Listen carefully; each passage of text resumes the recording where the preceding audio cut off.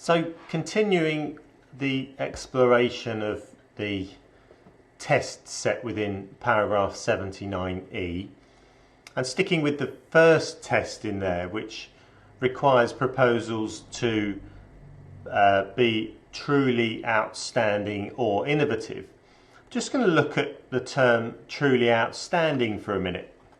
I recall once, it was actually just as the National Planning Policy Framework had come into being, we were at an appeal for a scheme that was submitted under PPS 7, but by the time it had gone through the local authority process was at appeal and the NPPF had come out.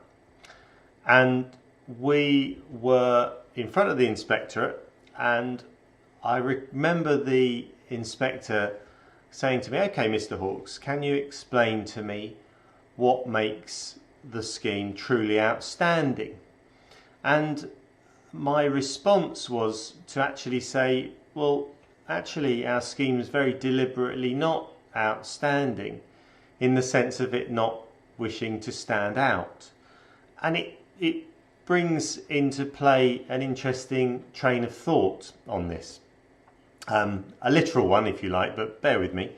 The term truly outstanding is obviously setting a bar. It's obviously suggesting something of outstanding quality, exceptional qualities mentioned in the part before we arrive at paragraph 79E. But just looking at outstanding in that literal sense of standing out, it makes me think that there are different types of paragraph 79 house. And if you look back over the 23 years that the policy's been in existence, there have been a wide variety of building types that have been given planning consent. Some of those, the early days, big grand country houses, country manors. You've got some very discreet looking houses tucked away in their landscape, very focused on assimilating with their landscape. You've got some buildings that stand very proud of their landscape, very bold, stand in contrast to their landscapes. And some houses where the local building character, the type of materials that are used in an area, have very much informed the architecture and materiality of a building. So there's a wide variety there, but I'm putting them into different camps. I think there's one camp which I call the spaceship variety. And some sites, very few, but some sites warrant an approach where a building stands very much in contrast to the landscape, a very strong, bold statement in a landscape. And the conversation that building has with its setting can set up something very special. And the landscape is no doubt enhanced by the introduction and addition of that dwelling. There's not really anywhere you can see in the English landscape which hasn't been affected by man or development or settlement in some way or other. Everything's affected by man. But buildings exist within our landscape, and certainly when we look across the English landscape from north to south, east to west, buildings inhabit the landscape, and the landscape looks amazing with those buildings in it, and is definitely enhanced by them being there.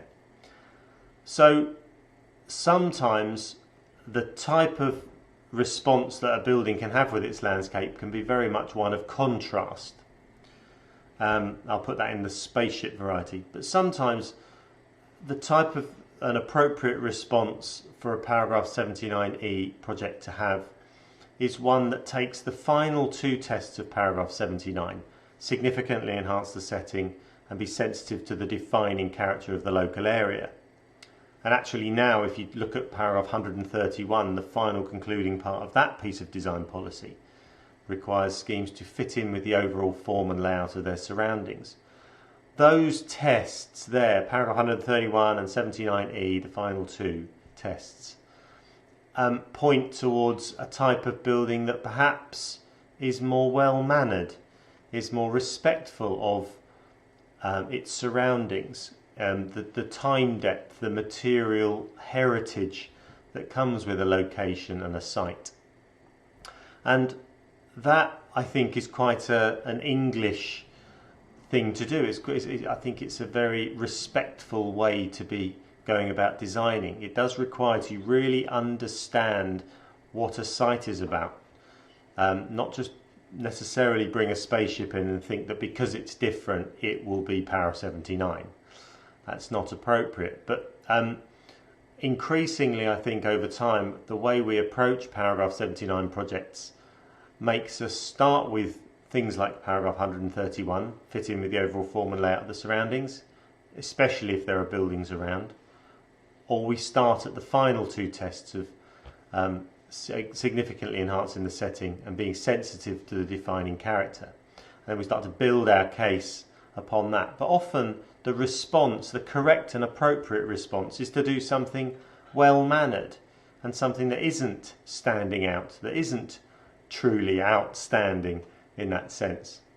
It's an interesting little thought, but hopefully it kind of is helpful in just putting different types of design response to different sites into some form of order and context.